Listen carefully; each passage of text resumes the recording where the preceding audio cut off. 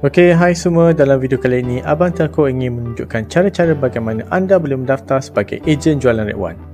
Okey, sebelum itu jangan lupa untuk like, share dan subscribe untuk menyokong channel Abang Telco. Okey guys, mari kita mulakan. Langkah pertama, akses borang Red One Customer Service. Okey, pertama sekali kita perlu akses borang online tersebut sama ada melalui QR code yang tertera pada skrin ataupun melalui link yang Abang Telco telah sediakan dalam description di bawah. Abang Telco cadangkan anda untuk isi borang dengan menggunakan handphone bagi memudahkan lagi proses. Okey, selepas anda scan QR code ataupun anda buka link yang Abang Telco telah sediakan di bawah, anda akan terus ke borang customer service yang anda boleh lihat pada skrin. Anda boleh menggunakan handphone ataupun komputer untuk mengisi borang ini dengan selengkapnya. Untuk langkah kedua, anda perlu mengenal pasti jenis permohonan anda. Okey, kita scroll sedikit ke bawah. Okey, dalam bahagian ini anda perlu nyatakan permohonan anda. Anda boleh memilih daripada 9 jenis permohonan. Permohonan pertama, General Enquiry. Ini kalau anda ada sebarang pertanyaan, kemusykilan, ada benda tak faham, tanya saja. Nombor 2, Sign Up Red One Postpaid. Ini kalau anda ingin daftar nombor baru ataupun untuk kekal nombor semasa anda dan bertukar kepada Red One. Ketiga, untuk upgrade ataupun downgrade plan semasa Red One anda. Keempat, untuk terminate line ataupun terminate account Red One anda. Kelima, untuk membuat pembayaran bil ataupun untuk unbar line yang telah disuspend oleh Red One. Keenam, untuk buat semakan bil semasa. Ketujuh, untuk buat penukaran nama tuan punya akaun Red One ataupun change account ownership.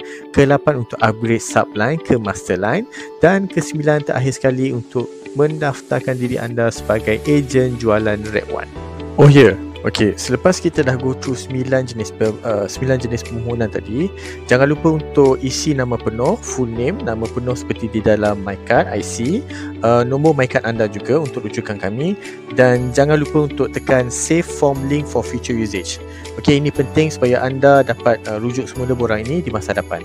Okey, untuk sesi kali ini kita akan belajar cara-cara bagaimana anda boleh mendaftar sebagai ejen jualan Red One.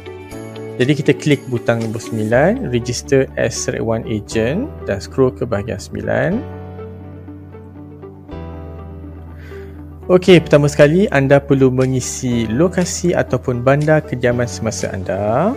Kedua, current occupation ataupun pekerjaan semasa anda. Ketiga, anda perlulah sertakan sekali alamat email anda. Keempat, anda boleh mengisi nombor telefon semasa Red One. Sekiranya tiada, anda perlu membeli nombor baru ataupun menukar nombor semasa kepada telco Red One. Ini adalah wajib bagi membolehkan anda mempunyai e-wallet ejen Red One. Okey, kelima, nombor MyCard anda. Keenam, bagi tujuan pembayaran komisen Red One, anda perlulah mengisi nama bank yang anda ingin terima bayaran ini. Ketujuh, nombor akaun anda ataupun bank account number.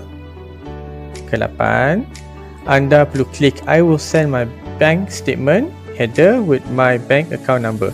Ini adalah sekadar peringatan untuk anda tidak lupa menghantar kemudian kepada tim Abang Telco salinan bahagian atas bank account statement yang menunjukkan nama anda dan nombor akaun bank anda bagi memastikan ianya tepat dan betul dari pihak anda.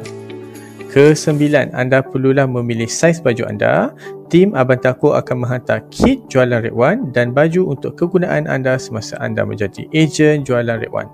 Akhir sekali, kita scroll bahagian paling bawah sekali dan tekan butang Submit on WhatsApp. Okey, langkah terakhir sekali, hantar borang dan tunggu pengesahan. Okey, selepas anda menghantar borang melalui WhatsApp, borang anda akan diterima oleh tim Abang Telco. Tim Abang Telco akan buat proses permohonan anda secepat mungkin. Anda juga akan dimaklumkan melalui WhatsApp apabila permohonan anda telah diluluskan. Okey, setakat itu sahaja daripada Abang Telco untuk kali ini. Jika ada sebarang pertanyaan, sila tinggalkan komen di bawah. Jangan lupa untuk like, share dan subscribe channel Abang Telco untuk lebih banyak tips yang berguna di masa depan. Semoga bertemu dengan anda lagi di video-video yang akan datang. Okey, terima kasih guys.